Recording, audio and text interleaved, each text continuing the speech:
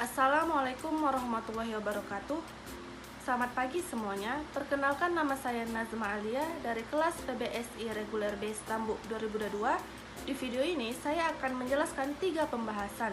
Yang pertama, definisi model pembelajaran menurut salah satu ahli. Yang kedua, fungsi model pembelajaran. Dan yang ketiga, contoh model pembelajaran. Selamat menonton.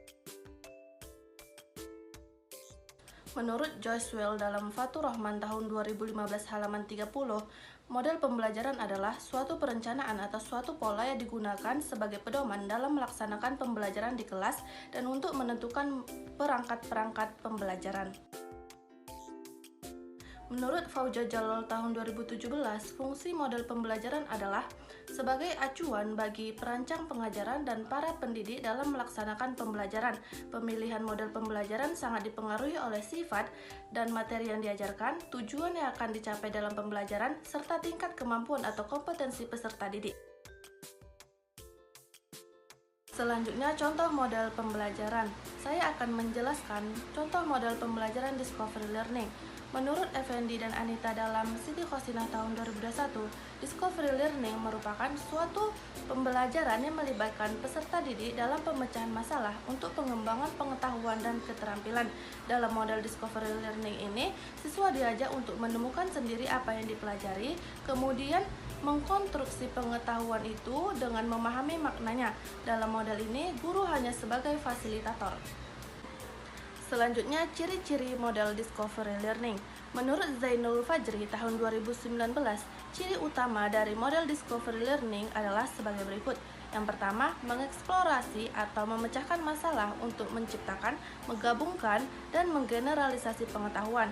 Yang kedua, berpusat pada siswa. Dan yang terakhir, kegiatan untuk menggabungkan pengetahuan baru dan pengetahuan yang sudah ada. Selanjutnya, sintaks atau langkah-langkah model pembelajaran Discovery Learning. Menurut Aulia Marisa dan Elvia Sukma tahun 2020, sintaks atau langkah-langkah model pembelajaran Discovery Learning adalah sebagai berikut.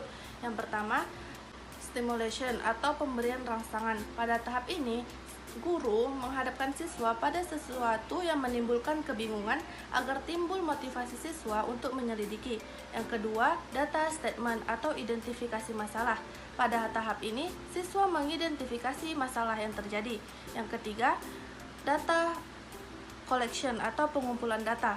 Pada tahap ini, siswa melakukan pengumpulan data sebanyak-banyaknya. Yang keempat, data processing atau pengolahan data. Pada tahap ini, guru mengarahkan siswa untuk mampu mengolah sejumlah data. Yang kelima, verification atau pembuktian. Pada tahap ini, siswa menyajikan hasil diskusi kelompok secara bersama di dalam kelas. Dan yang terakhir, generalization atau menarik kesimpulan. Pada tahap ini, siswa dan guru secara bersama mengambil kesimpulan. Adapun keunggulan dan kelemahan dari model pembelajaran Discovery Learning yakni menurut Thorset dalam Siti Khosinah tahun 2021, keunggulan dari model pembelajaran Discovery Learning diantaranya 1. Peserta didik akan terlihat aktif saat proses pembelajaran. Yang kedua, menumbuhkan dan meningkatkan rasa keingintahuan peserta didik. Dan yang terakhir, meningkatkan motivasi tinggi kepada peserta didik. Adapun kelemahan dari model pembelajaran Discovery Learning menurut Thorset yakni 1.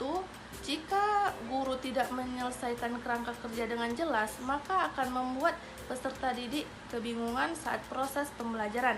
Yang kedua, waktu yang digunakan sangat banyak. Dan yang terakhir, jika tidak dikelola dengan baik, maka para peserta didik akan frustasi.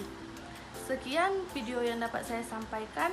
Apabila terdapat kesalahan kata atau kalimat, saya mohon maaf. Wabillahi taufiq wal hidayah. Wassalamualaikum warahmatullahi wabarakatuh.